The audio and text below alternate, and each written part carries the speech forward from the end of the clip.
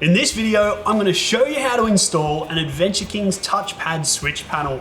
Now, everything you need for a typical install comes in the box, but if you're doing anything specific or depending on your vehicle, you might need to add a couple of components. So first things first, let's open it up, see what comes in the kit, and see how it all connects together. First things first, I'll show you what's in the box. It should have everything you need for most setups, but like all installs, it depends on your specific vehicle and where and how you want to position all the components. Inside, you'll have the touchpad switch panel and pivoting bracket, the fuse and relay box, the 2.6 meter wiring harness extension, as well as nuts and bolts and screws and a pair of Allen keys, plus cable ties and spare fuses, double-sided mounting tape, and the adhesive stickers for the switches themselves. For a very basic explanation, I've set up how everything connects here. The black wire needs to be connected to an earth point. The thinner red wire is designed to be connected to an accessory circuit so the switch panel lights up.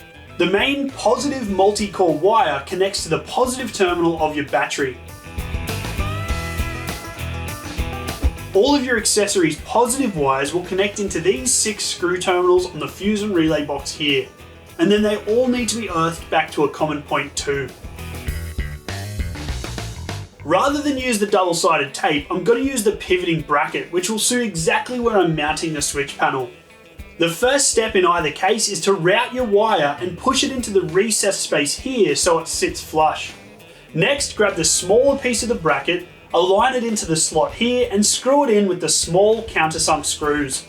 After that, grab the other piece of the bracket, position the 2 sides inside the other piece like this, so then you can thread the Allen key-headed bolts through the outside bracket and fasten them into the inner piece. Leave this a little loose so you can mount it, then you can tighten it up so it won't move.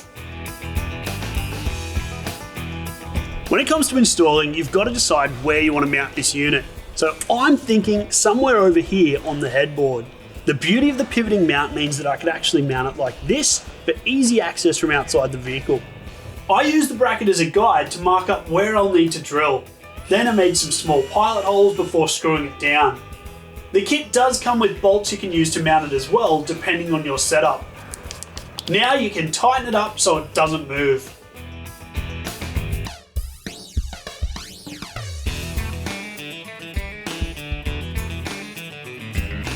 Next, mounting the fuse and relay box is super simple. Choose a position where you can access the box in case you need to replace a fuse, plus make sure that later you'll be able to remove the lid and add or tighten down the accessory wires. I'm mounting it here just below the controller, which means this multi-core wire easily reaches and connects up. But you could mount it up to 3 meters away thanks to the included extension. I've now screwed in the fuse and relay box so it's time to run the wiring. The main power lead goes directly to your positive battery terminal, and remember to add a fuse if you're extending it or it could short out. Next, the thin red and black wires need to go to a power source and earth. The red wire will illuminate the switch panel, so connecting it to a constant power means it's always on. So you could connect it to accessory or ignition power in your vehicle, or in my case, I'm adding a spade terminal and connecting it to a switch on the 12-volt control box. The earth wire is going to the bus bar in the control box as well. With that buttoned up, it's time to add your accessories or circuits. In this case, I'm doing some canopy lighting, so I'm connecting up a Deutsch plug which will match up with the light harness I'm using and make things really easy. Remember, the positive simply needs to go into the fuse and relay box here, then be screwed down tight with the terminal, and the black wire needs to be earthed, so it could go into the 12-volt control box, directly to your negative battery terminal, or to a common earth point. And that's it.